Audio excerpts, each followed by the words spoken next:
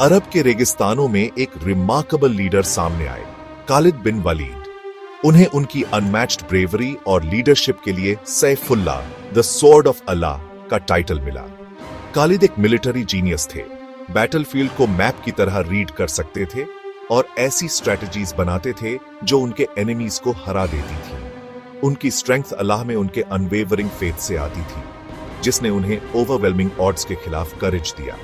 इस्लाम से पहले खालिद एक फियर्स ओपोनेंट थे, लेकिन फेथ एक्सेप्ट करने के बाद वह इसके सबसे महान चैंपियंस में से एक बन गए। उन्होंने मुस्लिम आर्मीज को विक्ट्री पर विक्ट्री दिलाई, हमेशा अपने मेन के साथ फ्रंट लाइंस पर लड़ते रहे।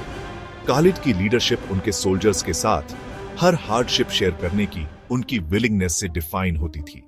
उनके मेन को उन पर पूरा ट्रस्ट था, क्योंकि वे जानते थे कि वह उनसे कभी वह काम नहीं करवाएंगे जो वह खुद नहीं करेंगे।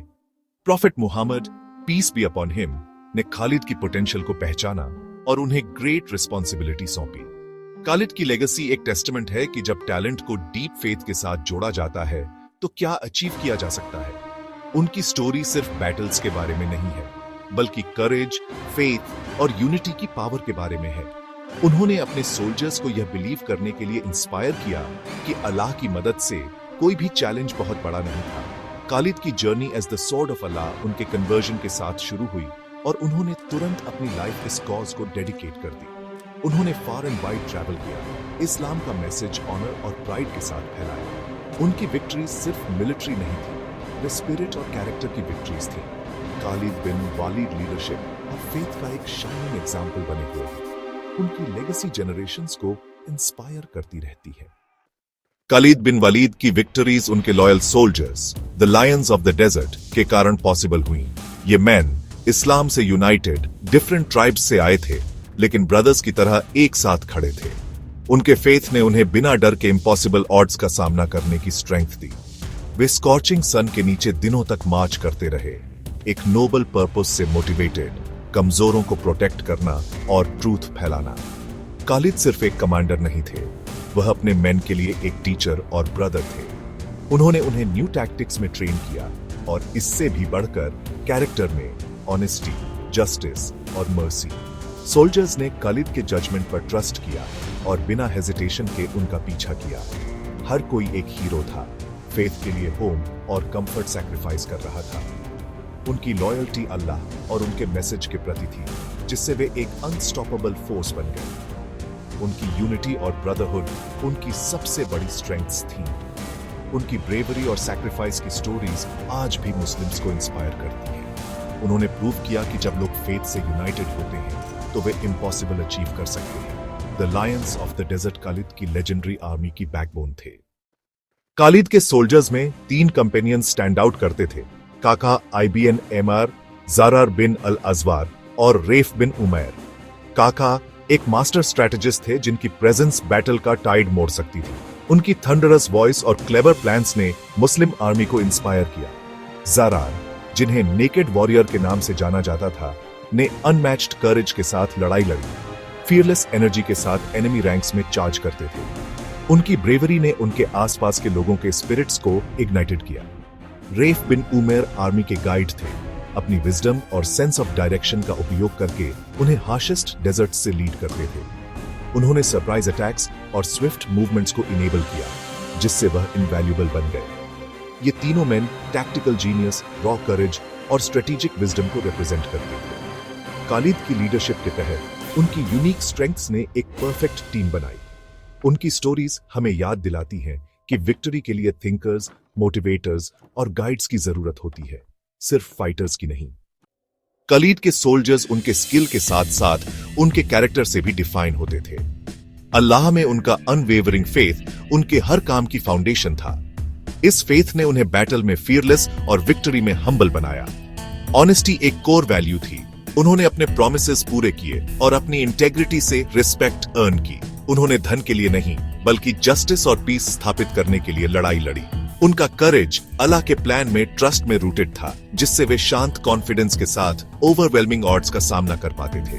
ब्रदरहुड उनकी सबसे बड़ी स्ट्रेंथ थी। उन्होंने सब कुछ शेयर किया और बिना हेजिटेशन के एक दूसरे को प्रोटेक्टेड किया। बैटल में वे एक होकर खड़े थे। फेथ और लव से यूनाइटेड। उनकी यूनिटी ने उन्हें अनब्रेकेबल बनाया, उन्हें इंडिविजुअल से एक फैमिली में ट्रांसफॉर्म किया।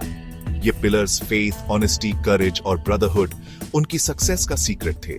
उनके एक्शंस ने दुनिया को इस्लाम की ट्रू स्पिरिट दिखाई। वे हमें याद दिलाते हैं कि कैरेक्टर स्ट्रेंथ जितना ही इंपॉर्टेंट है, उनकी यूनिटी और वैल्यूज की लेगेसी बनी हुई है। बैटल ऑफ यरमुक खालिद बिन वलीद का सबसे बड़ा टेस्ट था। मैसिव बाइजेंटीन आर्मी का सामना करते हुए मुस्लिम्स लगभग 4 गुना आउटनंबर्ड थे। खालिद की जीनियस उनकी स्ट्रैटेजी में थी। उन्होंने अपनी फोर्सेस को फ्लेक्सिबल यूनिट्स में बांटा और अपने बेस्ट वॉरियर्स को की पोजीशंस पर रखा। उन्होंने अपनी कैवलरी की स्पीड का उपयोग मल्टीपल साइड्स से अटैक करने के लिए किया, जिससे एनिमी के फॉर्मेशंस कंफ्यूजन और टूट गए। बैटल 6 दिनों तक चली। मुस्लिम्स रिलेंटलेस अटैक्स के बावजूद मजबूत बने रहे। खालिद हर जगह थे, चार्जेस लीड कर रहे थे और अपने मेन को इंस्पायर कर रहे थे। फाइनल डे पर उन्होंने एक सरप्राइज कैवलरी अटैक लॉन्च किया, जिसने बाइजेंटीन लाइंस को शैटर्ड कर दिया।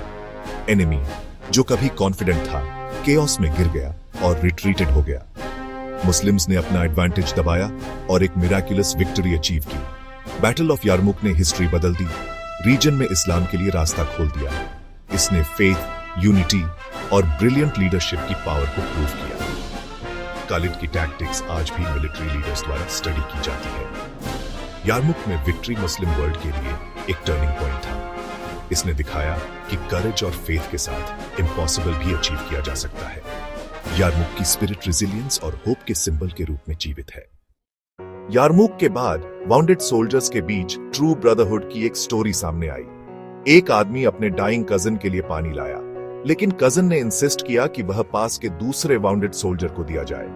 दूसरे सोल्जर ने भी कहा कि पानी तीसरे आदमी को दिया जाए, जिसे इसकी ज्यादा जरूरत थी। जब आदमी तीसरे के पास पहुंचा तो उसने पाया कि वह पहले ही जा चुका था। वापस भागते हुए उसने पाया कि दूसरा और फिर उसका कजन भी गुजर गए थे। हर आदमी अपने अंतिम क्षणों में भी अपने भाई की जरूरतों को अपनी जरूरतों से पहले रखा। यह सेल्फलेसनेस का कार्य इथर इस्लामिक ब्रदरहुड के एसेंस को कैप्चर करता है।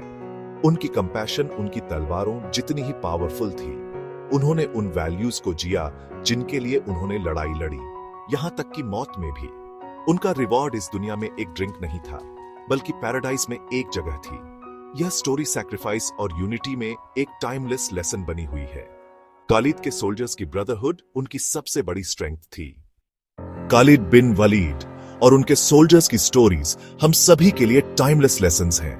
अल्लाह में उनके फेथ ने उन्हें किसी भी चैलेंज का सामना करने का करेज दिया।